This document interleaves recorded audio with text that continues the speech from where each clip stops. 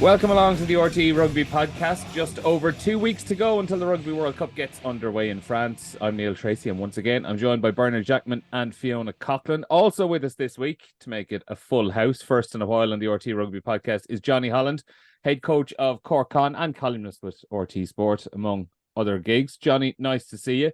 We were just talking off air there. You had some nice visitors to last night's training session down in Cork on not just the Munster coaching team, but the Munster squad as well. Did a little bit of opposition.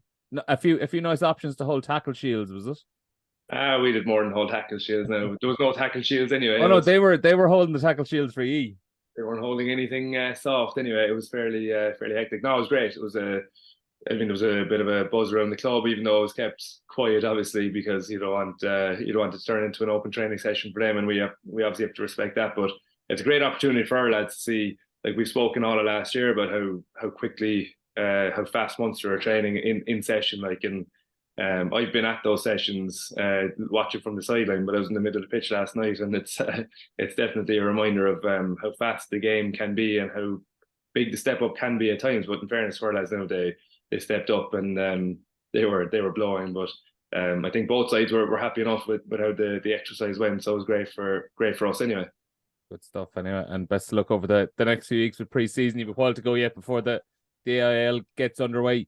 Guys, we'll start with the actual main news, because we do have news this morning. Billy Vunipola is going to miss England's first World Cup game against Argentina. He's been suspended after his red card against Ireland. He's going to be banned for 2 games effectively. It went along the lines, I think, of what most people would have expected. A 6-week suspension, down to 3 for the usual guilty plea, being a good boy at the hearing, and then another week off for tackle school, which he was eligible for.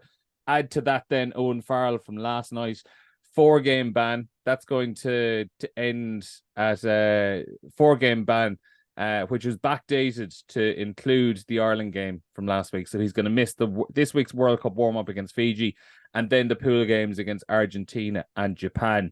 Birch, I suppose, just to come to yourself on that, all in all, two fair calls. Yeah, I think this is what we all expected when Owen Farrell made that head-eye contact against Tane Basham, and obviously the hype and the fury around it came from the citing commissioners saying it wasn't a red and disagreeing. So I think we're probably back to where we started, but obviously from a player welfare point of view, Owen Farrell has had 10 days where he's been completely in the spotlight. So that's something World Rugby need to sort out. And I think all we want is consistency. So Billy Vunipola, when we saw it, we thought, it's clear red card around 6 weeks, and obviously we know the way the mitigating factors can work, and that's going to be key for me. Is just that as we go through this World Cup, that there's consistency, whether it's tier 1 or tier 2, with incidents, and players who step out of line face a punishment, but it's reasonable and it's handled quickly. You know what I mean? So I don't agree with someone's World Cup. You think about the sympathy for Minicelli, for Intimac, because they're missing the World Cup, and yet when a player has an active foul play, people want him destroyed. It's just got to be reasonable punishment for whatever crime, whatever foul play happens. Mm-hmm. And for a wider point for England, Fiona, like, you're looking realistically now. That's 3 red cards in 4 games they've had. I know the Freddie Stewart one was overturned, but 2 red cards in a row, 3 and 4 games. Heading into a World Cup, it's not the level of discipline you really want to be having. Yeah, look, I'm sure it's something that has concerned Borthwick and the way that they go about their training and what they expect on the training pitch that then goes into a match. But when you're in a match intensity, it brings something else, and it's a hunger and a desire of players, to make the hit for a small moment, make an impact hit. But these are illegal tackles, so they need to be working on just going lower all the time. And, you get those head-eye, it could still happen, even if they're bent down in a legal position and, a player could be falling. But these were illegal from the start. That's why there's no mitigation around them, and that they were straight red cards. So I think that's an area that he should have been looking at. And I'm sure he is. But, when the energy and the emotion comes into a game, players go off and do things sometimes that aren't acceptable, and the players now have to take that. But I just hope that we park this now, and we're not talking about Owen Farrell going into these games and into the World Cup, that's parked, and hopefully when he does get to play, that his discipline is where it should be, and likewise all of the English teams, and hopefully across the tournament, that it doesn't become a talking point that we're talking about red cards or, you know, the bunker system, that we're talking about the standard of rugby and the games. Yeah, just last point on it then, Jonny, before we move on to Ireland. One of the themes that kind of cropped up when this saga was running on last week was people saying, well, you know, the fact that the red card was overturned, it's after throwing this bunker system up into the air. The whole idea is now in question. You know, there were a lot of hot takes given out about it. I think the fact that this appeal has kind of looked back and said, well, in reality, it should have been a red card because it was an illegal tackle. It was always an illegal tackle, and you can't have mitigation for that. The bunker decision was the correct one. Is it good that we've just been able to draw a line in the sand now and say that, you know, this isn't questioning the idea of the bunker system? The bunker system actually worked perfectly there. It worked perfectly for the red card on Billy Vunipola on Saturday. There were two pretty quick looks on a replay. At the very least, it's a yellow card. Off you go. 3 minutes later, it was upgraded to a red. It all worked fairly smoothly. The bunker system is good. Like, I mean, the first hearing was the issue, and people are speaking about like how England defended their player is the issue, and they got him off, and they shouldn't be trying to get him off. It's their job to get him off. Like, they can respect the tackle height, and probably should respect it a small bit more, to be fair. But it's their job to try and get their player back into the World Cup. Their captain, of course, they're going to do that. The bunker system was right. The hearing was farcical because they let him off. But I think the bunker system is there because they were kind of those. Well, maybe we see them as clear red cards now, but like in the heat of the moment, there's a full stadium of people with different opinions. The bunker system is the right one. If it's a clear red card and no one can see anything other than a red card with no mitigating factors, then give the red card if you can. But like, if you're anyway unsure, like they were still speaking about the mitigation in like a hearing that went on for hours, and they were talking about mitigation. So the referee is right to use that bunker system to let someone else decide in a quieter spot whether there's mitigation or not. Do you know what I mean? So that's the right thing. But like, coming down hard on Owen Farrell for defending himself, or like they were probably thinking it's a 6 week ban. There's very little mitigation for him in terms of like, you know, previous bans and stuff like that. They were going to go hard for some form of mitigation on the field to try and get the ban reduced.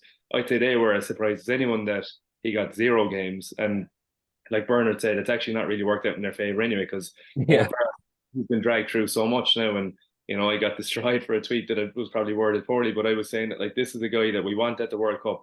I think we should be saying first, it's a red card, there should be a ban. But then after that, let's not go after the guy. Like, you know, it's not fair. And it can, you know, it's the way that the whole system has run in the last 10 days or so, and Birch has said it, it's absolutely unfair on Owen Farrell and everyone around him to be, you know, he's let off or he's back banned again. It's a horrible way for that whole thing to have gone. So like, for 4 games, I think everyone would have accepted it, probably from all angles, reluctantly at the start. At least we got there, but geez, the rigmarole was uncalled for, you know.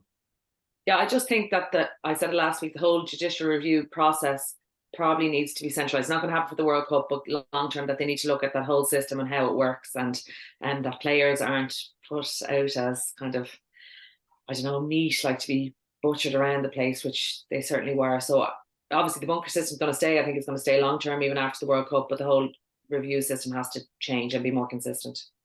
What's interesting is the way I saw a news clip of England training, and Owen Farrell was obviously the one on it, and they were tackling high on a tackle bag and wrapping what might be a ball in reality. And I don't know, was it an old clip or not? If it's a new clip, it's shocking because that's their current habit, and you're wondering, what are they being coached? If it's an old clip, then fair enough, but it's obviously something that they had instilled as a habit as well, and it's going to take a lot of time for that habit to go if they're not really going low in training at the moment. So the clip just kind of, it didn't sit well with me, the fact that they were being coached like that. But that may have been before, you know, the tackle height was really being drilled into like this, but it still wasn't a good look, you know. And just to put a pin on it then, Birch, Jonny and Fiona both just mentioned what Andy Farrell would have called the media circus around Owen Farrell last week, and you were writing about that in the Sunday Independent a couple of days ago as well, just how this whole incident became way more than a World Rugby disciplinary hearing and whether it was right or wrong. Ultimately, in large parts, it just came down to whether or not people liked Owen Farrell as a person. Yeah, and it's weird, and even I compare it to Johnny Sexton's kind of trials and tribulations with Ireland, where even at certain periods some Irish rugby fans weren't a big fan of his. You know, these guys are the most important people in our teams, representing our country, put themselves under massive pressure. So the Owen Farrells, the Dan Biggers, the Johnny Sextons. Dan Carter is a little bit different because naturally he was probably he wasn't the same type of character as those three, right? So I think it's easy not like them, you know what I mean? And a lot of fans tend to take a dislike to them. But the reality is all Owen Farrell or Johnny Sexton are doing is trying to do the best for their team. And when they retire, they'll be loved, right? But there's very little sympathy for them during the time. And again, it's not let them away with anything. I think Owen Farrell should have been punished. But I think that there's a lot of negativity towards those players that will be legends of the game while they play, and then afterwards, you know, they're loved. And it's a weird scenario. But they're the ones that we pay money on a Saturday, 120 quid for a friendly match to go see play, because they when a team is under pressure, they have in the past and hopefully will in the future make a play or step up to try and turn the tide, and that's why they're paid big money, and that's why they've 100 odd caps. I think going far as 106, and it's just a fascinating one that we don't seem to appreciate them globally, you know. And England, obviously, Farrell is probably a little bit worse because he's also attached to Saracens, who for lots of different reasons, but he wasn't the one breaking the cap either, you know what I mean? But for some reason he's disliked by a lot of people, and I don't think he does a huge amount wrong. He's obviously had 3 bans before. It's his 4th ban, and when he steps over the line, he has to be punished. But the punishment has to be reasonable as well. You know? Mm-hmm. Yeah, no, it's all fair points. We'll put a pin in that, and we'll start focusing on Ireland, who are in Biarritz this week. They're playing Samoa in Bayonne on Saturday night, live on RT2 and RTÉ Player, and commentary on RTÉ Radio 1 Extra as well. Andy Farrell, guys, he hinted on Saturday night that he probably would have made his mind up on his 33-man squad before this weekend's game. Didn't say whether or not he was going to tell the players before or after it, though. He said he was still undecided around that. What I am going to do is we're going to come up with our 33-man squad. I'm going to put some selection calls to you, and we're going to figure out who we're bringing to France in a couple of weeks' time. So this is the fun part. I'll go to you first, Jonny. First of all, question, are you going 19 forwards, 14 backs, or 18-15? I think with the way, it depends on what they're doing at hooker now as well, doesn't it? Like, so I think there's a good few moving parts in this, and just to really sit in the fence. Now, I think like we don't fully know what's going on, and I think this is the thing I always say. We'll get onto the outside backs of Keith Earls and Stuart McCluskey and all that. Like, I think the fact that Andy Farrell picked Mac Hansen when no one had a clue what he was up to in training shows that we don't know, you know, and that's the biggest thing. We don't know what's going on with Dan Sheehan. I'll interrupt then. Rather than trying to get into the mind of Andy Farrell of what you think he will do, yes, put you into the position of what would you do? I think 19 with all the information that we have available to us, so we're not second guessing anything. What would just be kind of personal preference? I think 1914 for the moment is possibly the way I'd be thinking, but like with France being, you know, very close, I don't think it's going to be a massive turning point anyway. Obviously, you want people within the group, so I think you'll go 1914 for now. But it's and if you're doing that, then are you going? Just to make it quicker, are you going 3 of each in the front row? 3 of each, yeah. Like I actually don't know the combinations there now, but you are. I think that's an attritional position, even when you're playing. You know, you're playing against Tonga. I do think that's something that I'd be more comfortable with as a coach, having cover in those positions. I think is very important, especially for training and having fellas banged up and stuff. You're going to have full squads going against each other as well. So I think so, yeah. Fiona, in terms of those positions in the front row, if you're taking 3 tight head props, I think are we fairly safe in saying Tyke Furlong, Tom O'Toole, Finlay Beelum? Yeah. Then at loose heads, Dan Sheehan. We're presuming for the sake of this, we're presuming he's going to be fit to play some part. I presume we're bringing him if he's able to play 1 pool game at least. Are we? Yeah, 100%. Like, I suppose we won't know the injury until Thursday, how bad it is, but like even if he gets back for the Scotland game, that's 7 weeks post when the injury happened. So you would hope that if he can make it back for that, even quarter final, the way he plays when he's on form, I think he's vital to Ireland. So a big call to make. But yeah, you're bringing Sheehan, Herring, and Kelleher. And obviously Stewart is there and did a fine job when he came on against Italy, but that he's there in the waiting if Sheehan doesn't make it. But you really would hope for Ireland that Sheehan makes it through. And then Loosehead, Porter, Healy, and Kilcoyne. I know Kilcoyne had an injury, didn't say it was how bad it was, but hopefully he might feature this week against Samoa. But I think the impact that he brings off the pitch as well as on the pitch, that he'll go. But I'm similar. I'm with the 19-14 split. But I think that's because what Prendergast and McCarthy have brought to the party, they've come through on what the coaches have seen in them and the impact that they can make. That's why I would go 19-14. Okay, so we've 9 front rows there. Tyke Furlong, Tom O'Toole, Finlay Beelum, Andrew Porter, Cian Healy, Dave Kilcoyne, Dan Sheehan, Ronan Kelleher, Rob Herring. Are we in agreement on those, Birch? Any changes to those 9? No. Okay, so we've settled on our front rows. If, by the way, are you going 19-14, Birch? Yeah, I'm going 19-14, yeah. So would I be safe in saying, guys, that all second rows and back rows currently in that group would be in that group of 19? Yes. Yeah, I think the casualties are going to be obviously in the back line. Leave out, Jeremy Loughman and Stewart are gone. But Joe McCarthy and Prendergast and Baird go. Yeah. For me. And then obviously it's 3 9s who are in, 3 10s who are in, and this is where it gets tight. I think McCluskey loses out in a 19-14 split, which is a big call. But obviously you bring Robbie, Bundy, and Gary, and then your back 3 is Hugo, Mack, James Lowe, and Jimmy O'Brien. So Frawley misses out as well, for me. So yeah, and Stockdale misses out. That's how I see it. So Earls is the one that gets in. Earls is in. Sorry, Earls is in. But Earls is in. But Stockdale, McCluskey, and Frawley miss out. For me, Jonny? I'm in full agreement with that because I think it's all hinged on McCluskey and Earlsy for the last week or so, hasn't it? And then he did a somersault to score, and everyone's like, he's in. But I think, like, you know, when I've been thinking about this, the combinations of it. When you look at your centres, you've got Bundy, Aki, Robbie Henshaw both play 12. All 3 of them can probably play 13 with Gary Ringrose. So you've got your centres covered. And then because you've got 2 12s, McCluskey can't go as a 12 when you've got Jimmy O'Brien and possibly Keith Earls that can play 13, depending on the physicality of that opposition. So like you've Jack Crowley, who had a pinch, can go 12 as well. Absolutely. So like I think when you get to choose which games you use them for, you can go with the weaker games. Jack Crowley can of course play 12. Earlsy, Jimmy O'Brien can of course play 13. But all of a sudden, if you're backed into a corner, South Africa, Scotland, games like that, and you're like, all right, we've got one of those players to play out of position when they might not be.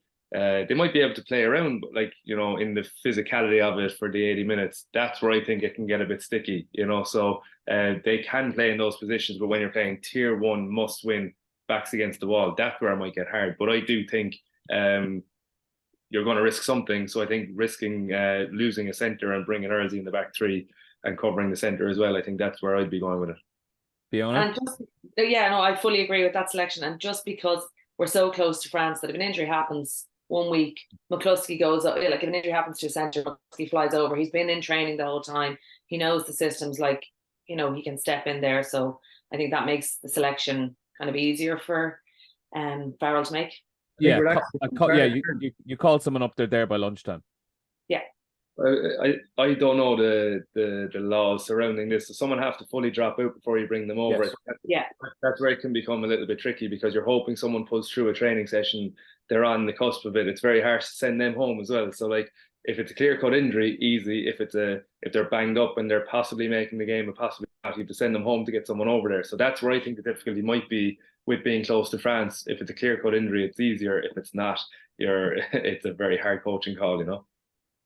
That was very easy, all things considered. I was expecting a lot of pushing and shoving just to focus in on one player, and we kind of hinted at it there, Birch. But like, in our selection here, we'll say if Stuart McCluskey is to be losing out, it's hard to think of a player more unlucky to miss out on a selection in World Cups down the last few years, where you look at how, like, if Ireland did have, Robbie Henshaw, Bundy Aki both pick up injuries first thing tomorrow morning, you actually wouldn't blink. You wouldn't be remotely worried about putting Stuart McCluskey into the centre for a big test match like Ireland did back in the Autumn Nation series. Essentially didn't put a foot wrong whatsoever. But it's a versatility issue is the reason that he ends up getting squeezed out. Yeah, he's definitely will be the most unlucky in a long, long time. But I think if you like, Farrell has done a very good job in that we've broken down the numbers. Now we're down to 5 more to be cut. But realistically, there's not many people there who would feel massively unlucky. Like Kieran Frawley, he didn't get the opportunities last year to play. Jacob Stockdale, class player, but his form has been mixed and obviously injuries. So he came back in against Italy, but he probably knew that he was behind. And the ones who got cut last week, realistically, it wasn't a surprise. So Farrell has done a great job of actually giving lots of people game time over the last 4 years. But I think it's pretty clear who his top 34 are. You know what I mean? And obviously, the challenge for him now is if he can fit McCluskey in, which we don't think he can. But very, very hard on McCluskey because of what he's done when he's had the opportunities for Ireland. Obviously, he hasn't had a huge amount of opportunities over the years because of the competition there. But when he's played, he's been very reliable. But like Gary can play winger as well if you're stuck. Just being a one position player in this back line is probably going to cost them, and even look at Conor Murray, like he has a goal kicking element. If you need to, they're trying to be. Yesterday at training, the scrum halves were thrown into the line out. Like they're trying to make him as versatile as possible, to be able to cover as many options. And Stuart just doesn't cover enough options. Plus, like Jack Crowley can do the job there. Jonny potentially can do a job if you're stuck during a game. If Ross comes on, etc. But you have then obviously Robbie and Bundy who are probably ahead of him as a 12, I think. That's the problem. On the versatility, actually, it's just something that popped into my head just as you spoke. And Jonny, it comes into a coach being prepared for all eventualities. We've kind of seen the team sheet just before kickoff against England and Italy. And obviously it came up during the Six Nations where you have your front row designations of who's listed down to be able to cover what spots. And I did find it quite interesting that for both the Italy and England game, of Ireland's 6 front rows in their match day 23, 4 of those players were able to cover 2 or 3 spots in the front row. So there was basically no scenario where Ireland would have to go down to 13 players like Italy did a couple of years ago in the Six Nations, where for the Italy game, for example, a few weeks ago, you had Dave Kilcoyne was listed as an option at tight head and at hooker. You had Tom O'Toole was also listed as an option at loose head. Now you still have someone like Tadhg Furlong who's just listed as a tight head, but in comparison to England at the weekend, Ireland had a lot more options to be able to switch back and forth across the front row. And it just shows, like as Birch was saying, the tiny little bits of versatility, the in case of emergency break glass options that Ireland have. They are planning for all eventualities. They are, but I think it might just be a kind of a byproduct of the way they're picking their players anyway. They're all quite athletic, for the most part. Like if you look at the back 5, like they'll all swap positions as they want, so I think it is going into the front row small bit as well. But also on that law, I think you've had to go that way, or else you're going to, it's nothing to do with your own fault and you're losing a player. So I think you've had to kind of train fellas up. Obviously, they, like Burke just said, they're getting fellas thrown into the lineup and stuff. So if they weren't able to be versatile enough before, they're trained to be versatile now. You have to, or you're just putting yourself under massive amounts of pressure without any forward thinking, So it's very interesting actually looking at the amount of players that can play in multiple positions, and the amount of people that can get away with it. Like Tadhg Furlong is so strong in one that, you just keep him there. But it's obviously their philosophy at the moment that they're all able to do multiple things. And when you can do that, you have to learn the game from different positions as well. So in attack, they're looking like they're flowing in that way because they probably can see the game from a couple of different roles, which is hugely important to get the connections that Ireland seem to have at the moment. Here's a question for people. If Dan Sheehan is 6-7 weeks, right? So back for the Scotland game, and if Ronan Keller, I think if Ronan Keller was fit I think it's less complicated. But say Ronan's not back till South Africa, right? Okay, and I do want to look after him and not put any pressure on him.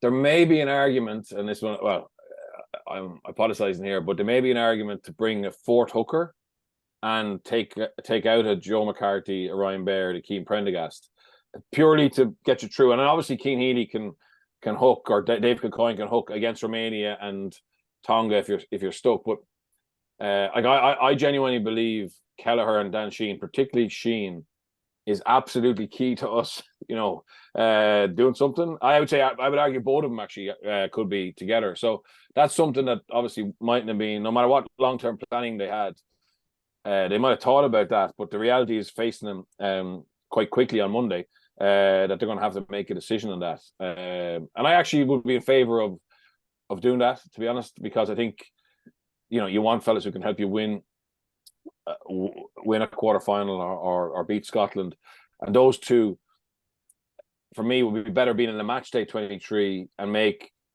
someone like Tyburn or Hendo play maybe more minutes than you would have liked and take that risk. But it all depends on how bad Kelleher is, to be fair. Who gets dropped then? That's what I'm saying. It's probably Keane, to be honest. Maybe I think Keane Prendy. I think McCarthy's shown that he'd be a lovely option against Tonga and potentially off the bench against South Africa. I think in the back row we could cover with Tyburn at 6. I think Baird as well has that X factor off the bench. So I would be very, very hard. But I would say probably Keane would be the one who drops out for me if they go 4 hookers. I think you're right as well, because they're so well covered in that back 5 because of the versatility. Neil, said it was very easy because Birch just rattled it off, but I think we're going to get some shock at some stage. I don't know, is it going to be that easy when he names it on Monday? Because they seem to be overly covered in those areas, even though all those guys deserve to go. But the other one is are we going to get a shock at out half? I'm not sure what they think of Ross Byrne's form at the moment as well, and he doesn't seem to be running. It's hard to say. He's had some unbelievably good passes for tries, but then when you look at getting into those areas, I'm not sure if he's running the game in a similar way. So there could be someone come out of that squad where we've just decided they're in very quickly, but there could be a lot more thinking going on behind the scenes there. And I think if you're trying to squeeze a hooker in, then one of those guys, because it could easily go. Keane Prendergast would be unfortunate as well, but I could see it being oh geez, he deserved it. Anyway, let's move on. And there could be someone from the back line that gets is not a shoe-in, if you know what I mean. Just back to the Ross Byrne, just listening to Mike Catt when he was saying that Ross Byrne plays with authority and that Crowley is still learning his trade, that just leads me to think that Ross is still slightly there in front of Crowley, that they feel that he can probably control that game just a little bit more at the moment, whereas Jack is getting there and, I actually agree, but I think it's on past form. If you look at the weekend, I don't think he did it as much at the weekend. I think there's a lot of credit in the bank going back to, was it the November before? I think there's some credit in the bank in terms of that authority, but I think recently it's been a lot more level than that. But I get it, you're inside in the cauldron of a World Cup in France. I think that kind of nature will step up again, and I think Ross Byrne has had enough to show that he can do it. I just think with the pace that they play the game and the interplays around midfield, I wasn't sure if he was as up to speed as what we've seen. I know Johnny Sexton, they'll say he's older and slower, but he's not. When you look at how he runs the game, he doesn't miss a beat, so he gets himself into the right position, speed or not. I just wonder what they're thinking about the last performance as well, Certainly older, not slower. On the 29-10 against England at the weekend, again, it was described, clunky was the word used to describe it again at times. But I think if you're looking for positives, Birch, the back 3, James Lowe, Mac Hansen, Hugo Keenan, quite interesting to see that it was the 2 wings and fullback that led the carries chart for Ireland as well. Where if you think about a lot of you think of a game against England, you are probably assuming it's a big second row or it's your back rows who are going to be leading the charge with all these carries. But when you look at how well Ireland did, once the game broke up a little bit, when England kicked a little bit too long and Ireland started to move the ball wide, that's where they really, really caused them a lot of trouble. And it probably gives you a decent bit of faith and a decent bit of bit of a safety net that if a game does become disjointed, Ireland are actually looking more and more comfortable in those situations compared to in the structured play. Yeah, and look, we've been very good in both, but the way England kicked long and on, and the fact that our line-out wasn't as productive as normal, we pretty much were limited to ball off counter-attack opportunities and unstructured, get into unstructured shape with our structures within that. And yeah, I thought it was a brilliant outing for Keenan, Mac Hansen and James Lowe, and would have built up a lot of confidence in our play in the backfield. I thought our coverage was phenomenal. Watching being at the ground and watching Hugo Keenan, he made a lot of England's kicking look very average, but mainly because of his ability to read where the kick is going to go and come from. He's already in motion, and then obviously he was normally able to beat that first defender, open up a two-sided attack, because he tends to drift laterally for a while, just to get a little bit of space. And obviously Ireland are very comfortable at hurting teams from there. So it was positive. England obviously had a strategy not to kick to Ireland, not to kick it off, because they're afraid of Ireland's line out. But I'd say retrospectively they would have preferred to kick it off and have a go at getting up in the air, which they did quite well. And obviously Ireland are still a little bit loose around that maul build. So they were really good, and they all have different strengths, but they're probably our game is still quite programmed, but they give us an X factor, if you get me, in the backfield. And Farrell and Cat would be absolutely delighted with them. Fiona, the Birch kind of alluded to it there. Obviously, back three and the loose, unstructured play was quite good, but plenty of issues around the lineout, and plenty of different issues around the lineout, where there were things like there were just a couple of miscommunications around throwing. Dan Sheehan threw a couple over the top. There was Rob Herring throwing a crooked one 5 meters out, which is really, really, like, that's about as frustrating a position to throw a crooked lineout as you can have. The times when Ireland got into a maul position just didn't really get it working and didn't really get it flowing through England. And then you also have the likes of those obstruction penalties cropping up again after having two of them against Italy, having another one this week, and this also just being an issue that's run on for the last couple of years. This is probably the main area in the Irish team to put the microscope on at the moment. Would I be right in saying? Yeah, I think, as I said at the weekend, Paul O'Connell will be very frustrated with some of those as well. England did a good job at times getting up, putting Ireland under pressure. That put the hookers throw under pressure, but O'Connell would expect more from them. And we've seen these penalties around building that maul, obstructing at the front. We saw it in the Six Nations. We saw it against Italy. So it's a consistent theme in Ireland. So, in some ways it's an eagerness to try and block out the defence getting in to try and sack you or getting in on the ball. But, they have to be really conscious of that, because the referees are hot on it.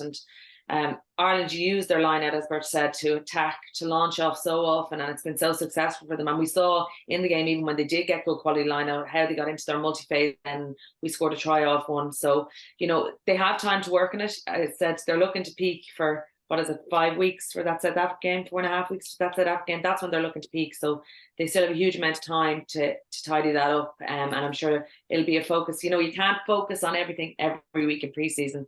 They'll have been looking to get their overall and general shape in good situ, and that they did. And the forwards, their rucking has been outstanding. So I'm sure they'll focus a little bit more in the coming weeks on the line out. Yeah, as Fiona said there, actually, Jonny, the rucking outstanding. I mean, the numbers were quite stark, actually, just on how good Ireland's rucking were, particularly early on in the game.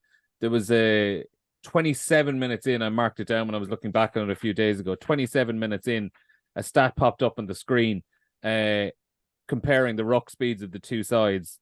Ireland's ruck speed, 71% of their ruck ball was in that 1 to 3 second mark in the opening 27 minutes, so the opening half hour essentially.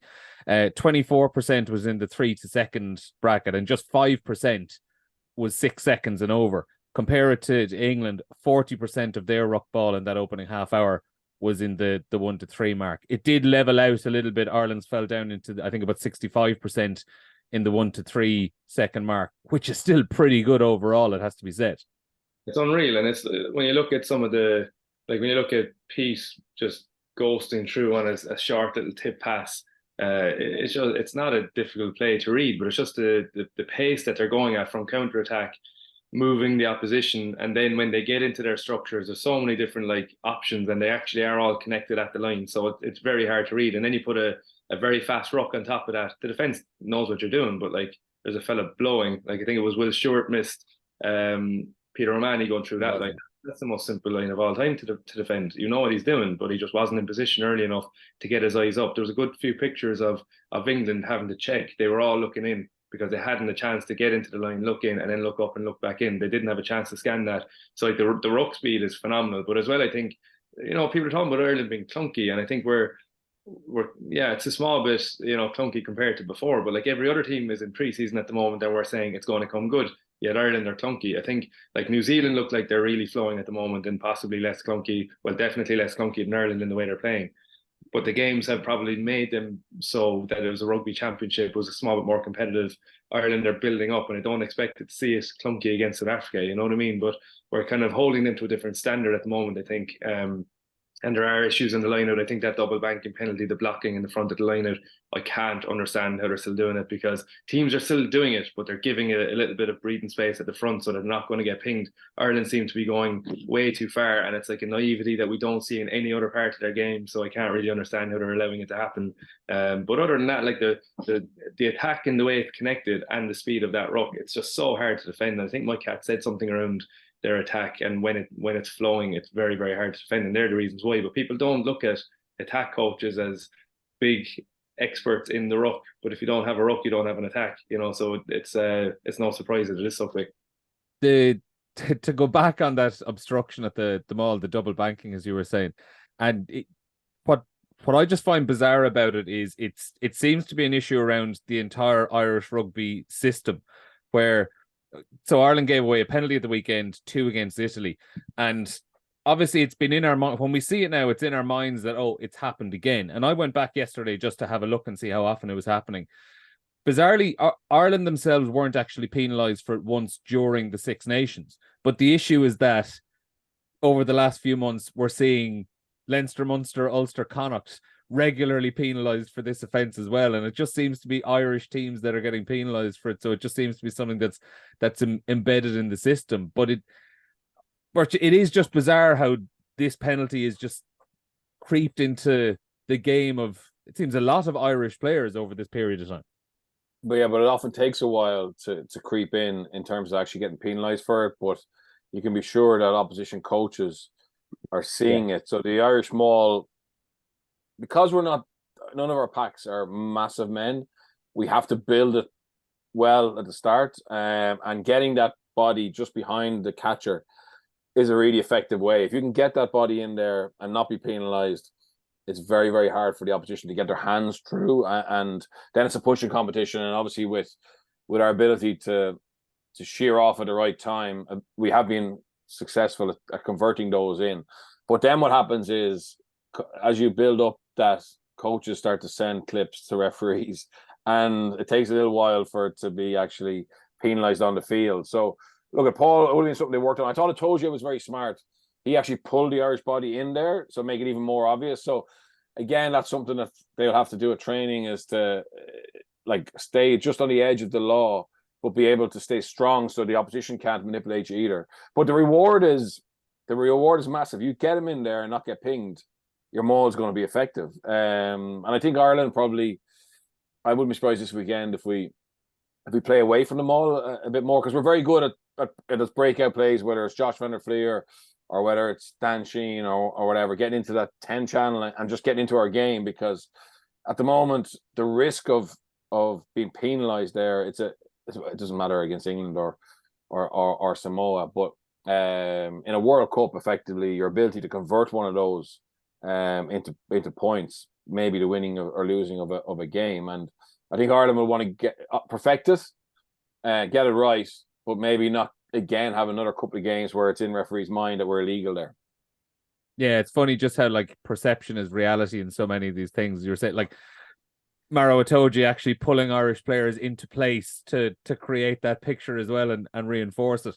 On England, Fiona, we spoke about it last week, how their attack had looked fairly toothless over these last few weeks, and even in the Six Nations as well. But they seem to be getting worse week on week. Like, we're talking about a 29-10 win against England from an Irish point of view, and we're picking holes left, right, and centre of it. A 19-point win against England, which never looked in any doubt from the opening whistle. It's incredible just how little England offer in attack.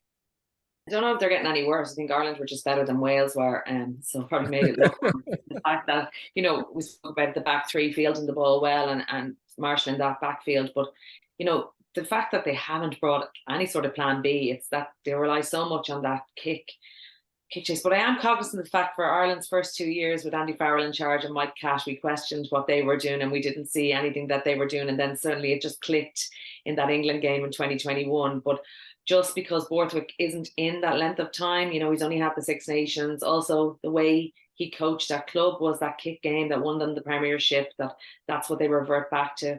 I don't think they've had consistency in their players to get to know each other enough or how they play with each other, and that'll all run against them if he is trying to implement some attacking shape that we haven't seen yet. But, you know, it's going to be tough for them. They've their two toughest games in Argentina and Japan in the pool stages first up. So I just don't know how it's going to click. And now you're missing Farrell and Vunipola, the one number 8 that he's named in his squad. So it's tough. I think it's tough days for England ahead, and particularly that Argentina game. Like, Michael Check is going to have Argentina primed to go and target that game for the win, because it's there for the taking. Would you still ultimately expect them to get out of that pool, though? I mean, if Argentina probably look favourites for that opening game, but are Japan at the level they were at a few years ago? I don't think Japan are playing as well as they did 4 years ago in the lead into when they beat us in that World Cup. So, yeah, look, I do think they'll probably get one win. But again, it wouldn't surprise me if they don't deserve to get to a quarterfinal when you look at the shape of the pools. But that's just the way it is, because they were done so early. But, yeah, they're atrocious to watch. Potentially then it could be for England, they could end up in a quarter-final against their old pal Eddie Jones with Australia.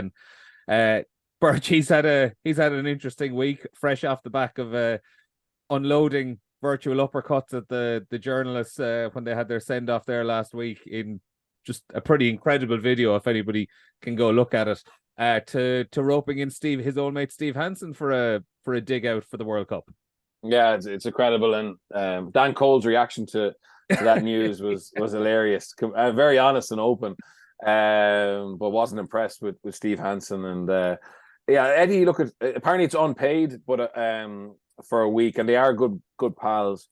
Eddie has a lot of friends actually, who are, you know, in the coaching fraternity who enjoy his company and understand he is what he is, and there's an alter ego there. But I think yeah, if you remember when he took over from Dave Rennie, one of the reasons the CEO of Australia, or of the Australian Rugby Union, said they wanted Eddie was they were losing the battle for column inches in the New Zealand media, and particularly NRL, that he was someone, the personality, being an Australian, that he could actually get them more coverage in the press.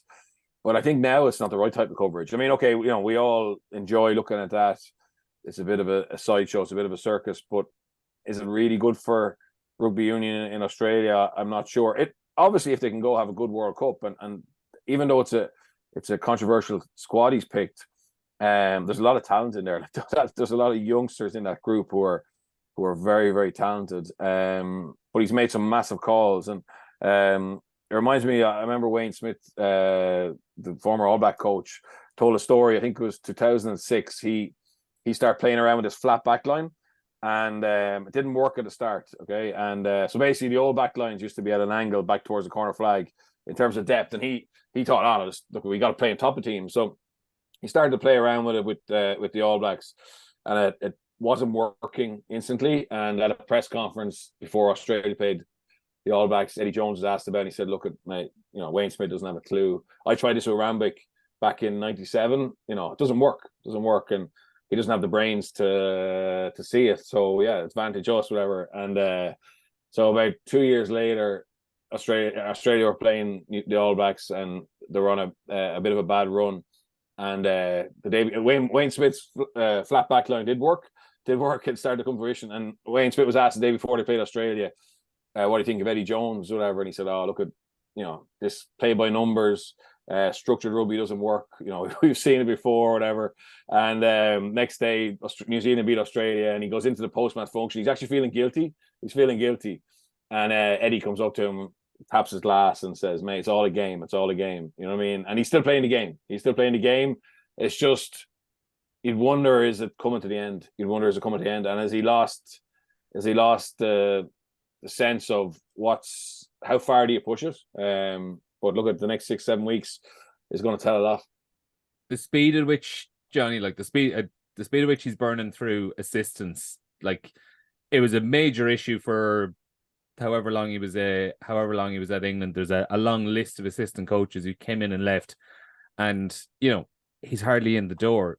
A couple of weeks out from a World Cup, and one of his assistants is leaving, and obviously that's what inspires him going on the offensive at the journalists on was it Thursday or Friday, just to spin the narrative his own way. But it's ultimately, you can only do that so much, and obviously he's a smart man. He knows full well that realistically all he needs to do is get to a semi-final and put up a respectable showing there, and he can mark that off as a solid World Cup outing for Australia, because, as he said in his own words, nobody gives us a chance. Everyone thinks we're going to lose. Absolutely. And Australia are going to be in a very good position after this World Cup. I don't know how they're going to go. They might end up shocking you and winning a quarter-final. And if they do, they're in such a good position for that next 4-year cycle. And he could be the creator of that and all the rest of it. But yeah, no, you don't like to see, when someone has that many assistants leaving, there's obviously something going on. But I would say that he demands so much out of people, and then he's sharp-tongued on top of that. So when the pressure comes on and he says the wrong thing, it's probably going to get on you and people end up leaving. But I think, funnily enough, England would probably be in a better place if he had stayed there. I think he would have been timing things for the World Cup. He'd have brought a little bit of a chip on their shoulder or whatever. He would have got into their psyche as players. At the moment, those players don't have a psyche. You don't know what their identity is. You don't know what they believe in. They don't even look like they're winning the little battles, whereas they're trying to, but it's toothless because they're not winning any, and then they're celebrating all over the place. But I think if Eddie Jones had his own system in England, those little battles being celebrated would be getting under the skin of opposition, and we'd be talking about them a whole lot differently. I do think Eddie Jones is a guy that can have a master plan and it come to fruition at the right time, and I think they made a massive mistake. There's probably a lot more going on now, but I think they've made a mistake in hindsight that they don't seem to be in a very confident position going into it, and I think he'd have had players in a very confident position going into that World Cup if he still had his way, Yeah, I would say it must say a lot, I'd say, about how bad the relationship was, that they couldn't just stick at it for another 9-10 months to get to a World Cup. We're almost out of time, guys. Very finally, just even in a few quick words, South Africa absolutely hammering Wales at the weekend. Played some really, really nice rugby along the way. How much are you reading this, Birch, into South Africa being good versus Wales just not being at the races whatsoever? The Wales are crap, but South Africa are good. They're good. We maybe everyone's talking about Ireland, New Zealand, France, but their game model, the experience, the depth they have, maybe they're the ones they're the dark horse. Yeah, and guys, they've evolved from 4 years game plan wise. It's pretty clear to see at this stage, isn't it? They're also a side that they've got something up their sleeve. Yeah. You look at South Africa and I think they are coming good, but you'd be so naive to think, oh, they're not really at it. They love tournaments. They know it inside out. They're very strong for going into this World Cup. It's hard to have them in the same pool because they have stuff up their sleeve. Razzie is a genius. Jack is with him. They've got a way, like Eddie Jones' style of knowing tournaments inside out, knowing tactically how to get under people's skin, and they do it so well, So I think they're so dangerous.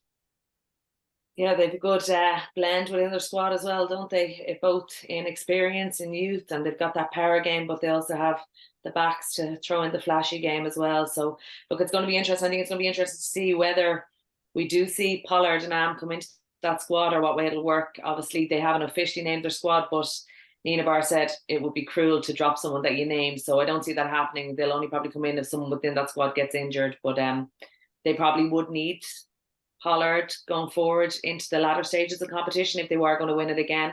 But yeah, they're in a good spot. But on the flip side of that, Wales were really poor, and it was a very mixed team from Wales, where South Africa did go very strong. Yeah. Anyway, that is where we'll draw a line for this weekend. Reminder, Ireland and Samoa is this Saturday evening in Bayonne, live on RT2 and RT Player, live radio coverage as well on RT Radio 1 Extra. That's it from the RTÉ Rugby podcast this week. We will be back next Wednesday again. Jonny, Birch and Fiona, thanks a million for joining us.